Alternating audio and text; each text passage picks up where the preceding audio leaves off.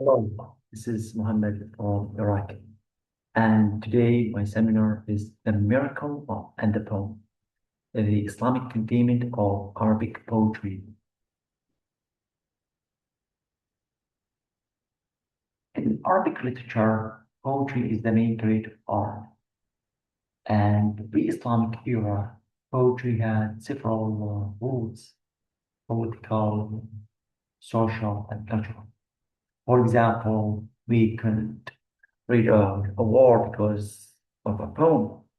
However, poetry lost that in paper for Quran.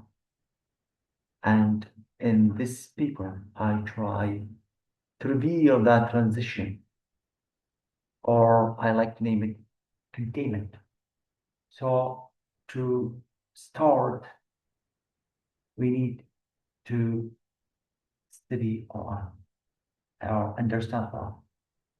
Quran considers itself as a miracle, linguistic miracle.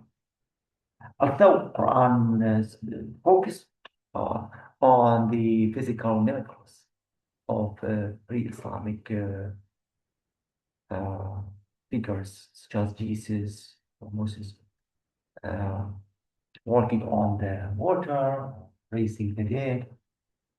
However, Quran considers itself as a miracle, uh, came directly from God. It is not the language of Muhammad, not the words of Muhammad. No, never. They are came directly from God. And every word is from God. And for this reason, poetry became a threat, a linguistic threat, and even a theological threat. For example, in the pre-Islamic uh, poetry, there are challenges. Someone challenged another one. And accidentally, Prophet Muhammad challenged the whole world to bring a book like Quran. So someone with very bad luck accepted that challenge and accepted it and faced very significant and negative consequences. They killed him because he tried to bring a book like Quran because it will delete that theological connection between Muhammad and God. As mean this code also has connection to God. So firstly, poetry became a threat, linguistic and theological. Secondly, poetry was very active and political movement, and a lot of poets started to write against this new religion. And we can describe them some root for their tribes against Islam, because Islam wasn't fighting with the tribes. So they, of course, they will stand with their tribes. And secondly, there are religious, some rivals of Prophet Muhammad useful uh, to be a opponent against the Prophet Muhammad. And of course, these are significant challenges to the new religion. For this reason, Islam took very nice strategy, very profound strategy. Firstly, they started the ethical boundary with very famous linguistic prohibition. It is called fasha. Fasha is a term for any word as a sexual, a very erotic expressions. So it was the first linguistic prohibition in the Arab world, and that was successful. Uh, and anyone challenge this guideline, now Islam can fight, can punish the poet. This is number one. Number two, the pair of prophetic poetry. A lot of poets started to write for Prophet Muhammad. They felt that Prophet Muhammad is a good person and brought nice religion to the region. Why not? They sustained his claims and supported the new religion. One of the very famous poet is called Hassan bin Thabit. Hassan is the poet who wrote poems just for Prophet Muhammad.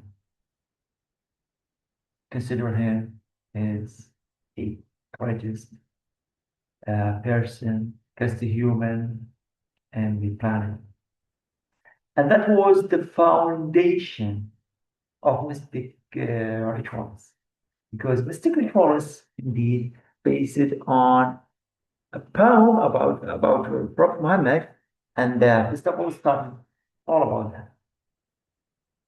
And this strategy, in my opinion, was a very successful because poetry lost. It is a rural society. A poet cannot start a political movement, cannot start a war, and the poet himself cannot write anything because there is very linguistic protection, the fashion, and this could face consequences. While in the pre-Islamic era, poetry was very active. Although that the golden age happened after Islam, the rise of Islam in the Abbasid era, but that was because several caliphates, they were not very religious people. They started the movement of translation. They brought the philosophical works of Greece and translated them to the Arabic language. And they accepted poetry as aesthetic form of art because already poetry lost through social or political. They cannot move society.